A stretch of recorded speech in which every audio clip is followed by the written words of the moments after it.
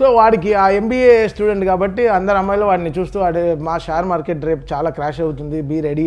So దాని తర్వాత next scene మీరు అందరూ ఎలా చేయాలి, మొత్తం ఎలా ఉంటుంది అక్కడ సిచ్యువేషన్ అని సిద్ధార్థ్ బాగా చెప్పేవాడు వీళ్ళందరికీ. నేను అసలు మాటే వినేవాడిని కాదు. నేను బాగా తినేసి వచ్చి ఫుల్ చెమటలతో నుంచునేవాడిని సెట్లో. ఒక్క వీడియో చెప్పేది ఎందుకు విన్నాను, జ్యూస్ కదా. సో నేను అబ్బాయిలతో ఉంటాను ఫుల్, బాయ్స్ మా అబ్బాయిలతో ఫుల్ అలా కూర్చున్నప్పుడు లక్ష్మణ్ అనే కూడా ఉండేవాడు. ఆడు వచ్చి జ్యూస్ మాస్టర్ అనమాట టీంలో.